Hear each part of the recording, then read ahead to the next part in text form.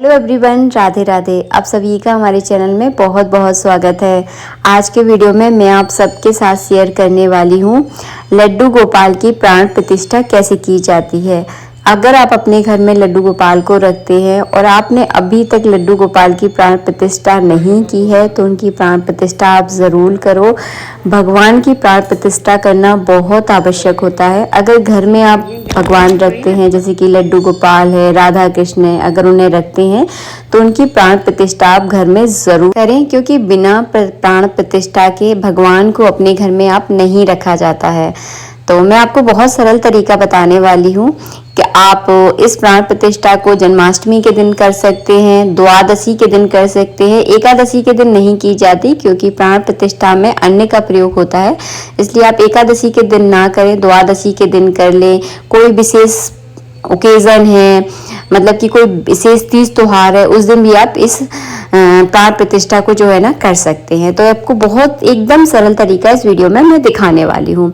जब आप अपने घर में लड्डू गोपाल लेकर आते हैं या पहले से अगर आपके घर में लड्डू गोपाल हैं और आपने कभी उनकी प्राण प्रतिष्ठा नहीं की है तो सबसे पहले जो है ना, जो भी पोशाक ज्वेलरी भगवान ने पहनी है वो सारा सब कुछ जो है ना आपको निकाल देना है और एक घी का दीपक जो है ना जला देना है। दीपक थोड़ा सा बड़ा लीजिएगा क्योंकि प्राण प्रतिष्ठा में जो है ना बहुत टाइम लगता है। ये तो मैं आपको डेमो की तरह वीडियो बना के दिखा रही हूँ, 11 से 15 मिनट में ख़त्म हो जाएगा। लेकिन इस प्राण प्रतिष्ठा में जब आप अपने घर में करोगे तो पूरा एक दिन जो है ना आपको लगने वाला है, क्योंकि इसमें किए जाते हैं बांस करवाने होते हैं आपको।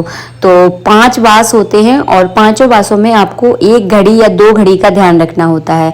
अगर आपके पास ज़्यादा टाइम नहीं है तो आप 30 मिनट के भी बांस करवा सकते हैं। अगर आपके पास पर्याप्त समय है तो आप 45 मिनट का भी बांस करवा सकते हैं। तो सबसे पहले आपको क्या करना है, घी लेना है, गाय का शुद्ध घी लेना है। और लड्डू गोपाल हैं या राधा कृष्ण, तो सबसे पहले क्या है, उनके पूरे शरीर पर आपको घी लगाना है। घी क्यों लगाया जाता है, जब किसी भी भगवान की मूर्ति को बनाते हैं तो उसके दोष के निवारण के लिए जो है ना घी लगाना बहुत ज़रूरी होता है। जब मूर्ति बनती है तो उसको ठोका पीटा भी जाता है, पटका भी जाता है, तब एक वो आकार जो है ना उसका निखर कर आता है। तो उस दोष के लिए जो है ना घी लगाया जाता है। तो हल्के हल्के हाथों से आपको घी लगाना है और घी लगाने के बाद जो दीपक हमने जलाया है उस दीपक में जो है ना आपको मूर्ति को थोड़ा तपाना होता है, ताकि कई बार होता है जब फैक्ट्रियों में मूर्ति बनती है तो उनमें पैर भी लगता है, हथौड़े से उनको कूटा भी जाता है।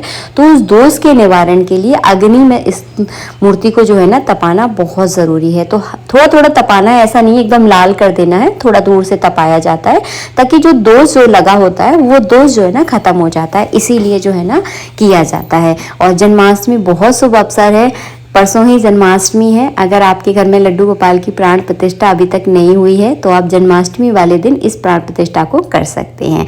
तो हमने जो है ना 1 से 2 मिनट जो है ना आपको दीपक के ऊपर इस तरह से मूर्ति को रखकर जो है ना उस दोष का निवारण करना है। अब हम करेंगे छोटा सा सूक्ष्म पूजन। मैं बहुत सरल तरीका आपको दिखा रही हूँ। अगर आप किसी ब्राह्मण को अपने घर में बुलाकर अगर प्राण प्रतिष्ठा करते हैं तो उसमें 2 से 3 दिन लगते हैं, लेकिन मैं आपको बहुत सरल तरीका बता रही हूँ। तो आपको थोड़ा सा जल चढ़ाना है, 4 बार हमेशा जल चढ़ाएं। जब भी भगवान पर जल चढ़ाते हैं तो 4 बार जल चढ़ाएं। चंदन चावल से इस तरह से तिलक कर दें, कहते हैं सूक्ष्म पूजन। अब करवाया जाएगा बास। तो बास, पहला बास होता है अन्न में जो है ना भगवान को रखा जाता है। तो आपको कितने मिनट तक रखना है, 30 मिनट या 45 मिनट, तो आप डिसाइड कर लीजिए आपके पास कितना टाइम है, उस हिसाब से ही आपको बास करवाना है। वैसे 2 घड़ी का बास का महत्व बताया गया है, 45 मिनट जो है ना सही रहता है। तो 45 मिनट जो है ना भगवान को इस तरह से आपको अन्न के अंदर रखना है। चावलों का यूज़ आपको नहीं करना है। बाकी आप किसी भी अन्न में जो है ना भगवान को इस तरह से पूरा आपको ढक देना है, इस तरह से पूरा आपको ढक देना है। और इस अनाज को जो है ना बाद में दान दिया जाता है। तो आपका कोई मान धान है, आपकी नंद भानस है या मंदिर में जो है ना इस अन्न को दान दें और इस अन्न में और अन्न मिला दें, क्योंकि इस अन्न से तो एक इंसान का भी पेट नहीं भरेगा। तो कम से कम आप किसी को अन्न दान कर रहे हैं तो इतना तो करें ताकि उसके पूरे परिवार के 2-4 दिन का काम जो है ना चल सके। तो इस तरह से आपको दान पुण्य करना है। तो इसमें जो है ना 45 मिनट तक जो है ना, यानी 2 घड़ी तक भगवान को बास करवाना है। इसको जो है ना इस तरह से आप पीले कलर के कपड़े से ढक दें और अब मिलेंगे हम आपको 45 मिनट बाद। 45 मिनट बाद घंटी बजाकर इस कपड़े को आपको हटा देना है और भगवान को जो है ना अन्न में से इस तरह से बाहर आपको निकाल लेना है। इसके बाद जो है ना भगवान को वैसे स्नान करवाया जाता है, लेकिन मैं आपको एक सरल तरीका बता रही हूँ। तो क्या करना है, आपको केवल 4 बार जल चढ़ाना है और एक फूल में चंदन चावल लगाकर भगवान का एक सूक्ष्म जो है ना पूजन करना है। अगर आप चाहे तो हर बास के बाद जो है ना भगवान को प्रॉपर अच्छे से स्नान करवा सकते हैं, लेकिन मेरा मानना ये है कि आप घर गृहस्थी वाले हो, इतना टाइम आप लोग नहीं निकाल पाते हो, तो मैं एक सरल तरीका आपको बता रही हूँ। 4 बार जल चढ़ा दीजिए और चंदन चावल लगाकर सूक्ष्म पूजन कर दीजिए। इसके बाद दूसरा वास करवाया जाता है जल में। तो आपको एक बड़ा सा बर्तन लेना है और जब आप भगवान का वास करवा रहे हैं, प्राण प्रतिष्ठा करवा रहे हैं, तो एक बात का विशेष ध्यान रखिए कि अपने खाने पीने वाले बर्तनों का यूज़ आपको नहीं करना है। हो सके तो कांसे पीतल के बर्तनों का आप यूज़ करें। अगर कांसे पीतल के बर्तन नहीं हैं तो आप स्टील के नए बर्तनों का यूज़ करें। जिन बर्तनों में आप भोजन करते हैं उन बर्तनों का यूज़ नहीं करना है। तो इस बर्तन में सबसे पहले हमने गंगा जल डाला, गंगा जल की यहाँ पे पूजा की है। तो रोली चावल और एक पुष्प से जो है ना यहाँ पे हमने गंगा जल का पूजन कर दिया है। अब इसको जो है ना पूरा कंठ तक इस बर्तन को जल से जो है ना भर देंगे। जब गंगा जल में जल मिलाते हैं तो पूरा गंगा जल बन जाता है। अब गंगा जल में जो है ना हम भगवान का वास करवाएंगे। पूरा अब जो है ना भगवान को एकदम इसमें डूब जाना चाहिए, बिल्कुल भी ऊपर से मूर्ति जो है ना दिखाई ना दे। इसके बाद जो है ना उसी कपड़े से, यानी पीला कपड़ा है, अगर लाल कलर का कपड़ा भी है सिंदूरी, उस कपड़े का भी आप यूज़ कर सकते हैं। बस काले कलर का आपको यूज़ नहीं करना है, इस बात का ध्यान रखना है। भगवान विष्णु की प्राण प्रतिष्ठा है तो पीले कलर जो है ना बहुत शुभ माना जाता है, इसलिए मैं पीले कलर को आपको बोल रही हूँ। तो इसके बाद जो है ना इसको पूरा आप 45 मिनट तक जो है ना ढक दीजिए। अब हम आपको डायरेक्ट 45 मिनट बाद मिलेंगे। ये हैं हमारे पंडित जी, जिनके द्वारा बताई गई विधि के द्वारा मैं ये वीडियो आप लोगों के साथ जो है ना शेयर कर रही हूँ। 45 मिनट बाद आपको घंटी बजानी है और भगवान को जो है ना जल से बाहर निकालना है। जल से बाहर निकालने के बाद भगवान का फिर से हम सूक्ष्म पूजन करेंगे। और इस जल का बाद में क्या करना है, तो इसे आप अपने घर के किसी भी पेड़ पौधे में जल डाल सकते हैं। भगवान की प्राण प्रतिष्ठा का जल है तो इस जल को आप चाहें तो पीने में भी यूज़ कर सकते हैं।